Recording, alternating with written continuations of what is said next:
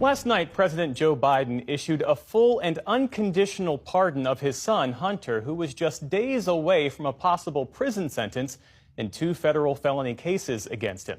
It's a striking reversal of the president's promise that he would not use his authority to pardon his son or commute his sentence.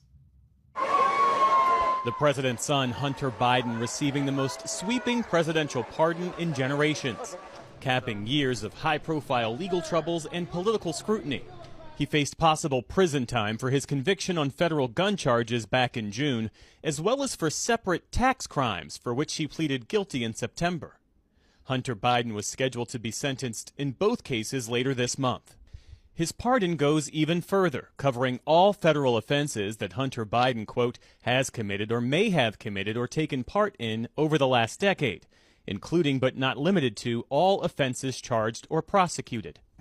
It's something President Biden has insisted repeatedly he would not do. Have you ruled out a pardon for your son? Yes. I'm not going to do anything. I said I abide by the jury decision, and I will do that, and I will not pardon him. Now President Biden is calling the prosecution politically motivated. In a written statement, the president said his son was selectively and unfairly prosecuted.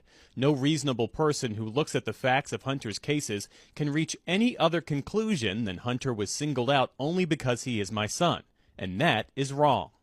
Today, White House Press Secretary Karine Jean-Pierre defended President Biden's decision while speaking to reporters. 2 things could be true. You can believe in the Department of Justice system, and you could also believe that the process was infected politically, and that's what the president says. It all comes less than 2 months before President Biden's term ends and President-elect Donald Trump's begins. On social media, Mr. Trump slammed the move, calling it an abuse and miscarriage of justice. The pardon cannot be rescinded once he takes office. Mr. Trump has repeatedly said he'd use his second term to investigate and prosecute the Bidens. Congressman James Comer, one of several Republicans leading the congressional investigations into the Biden family, wrote on X, "The charges Hunter faced were just the tip of the iceberg."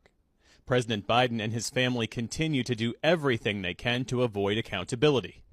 Even some Democrats joined the chorus of criticism.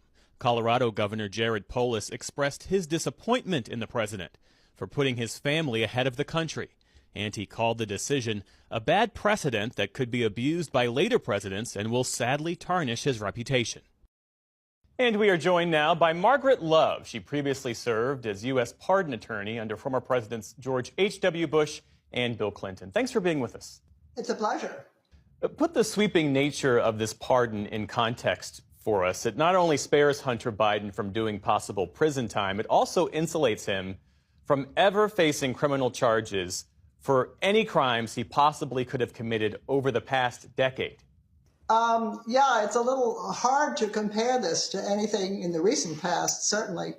It's a very, very broad grant.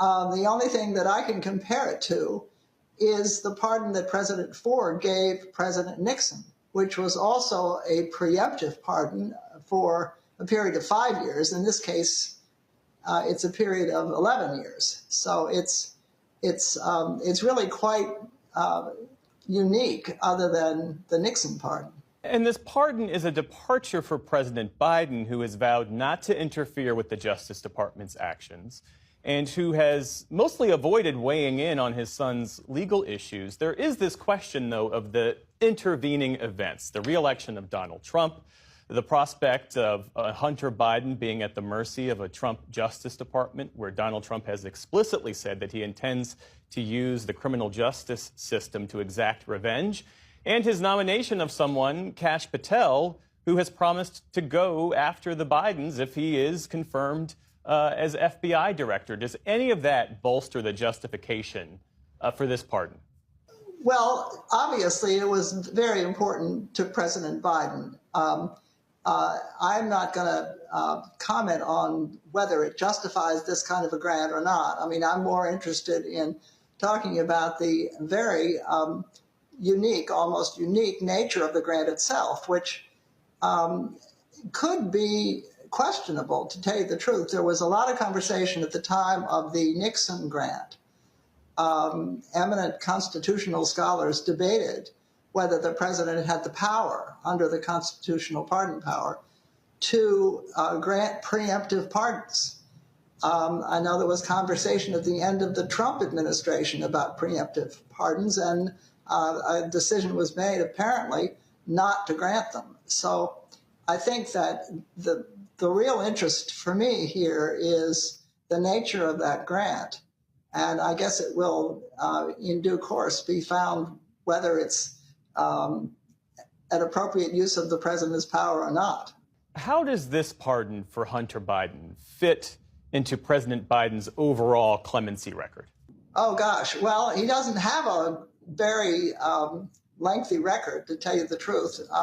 He's granted fewer pardons than any other first-term, one-term president in at least 100 years, and has granted a few sentence commutations.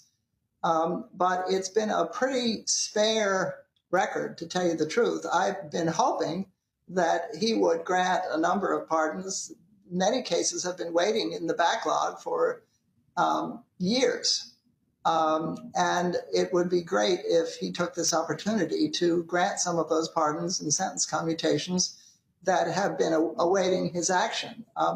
He has not had a great deal of interest, apparently, in pardoning to date. This may jog things loose. Hope so.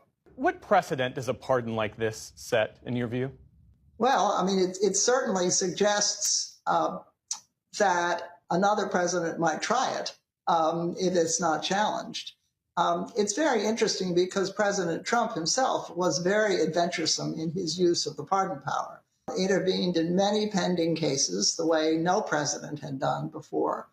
But what was characteristics of President Trump's pardons were that he always pardoned a very specific offense, specific charges. One exception to that is the Michael Flynn pardon, which got a little bit broader, pardoning anything that the special counsel might bring against him.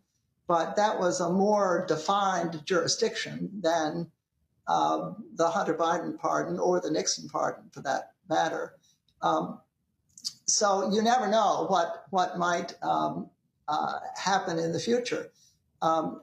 It's a power that has rarely been tested in the courts, but I expect perhaps that there may be some opportunity to do that going forward. Margaret Love, thank you for your time this evening. You're most welcome. Thank you.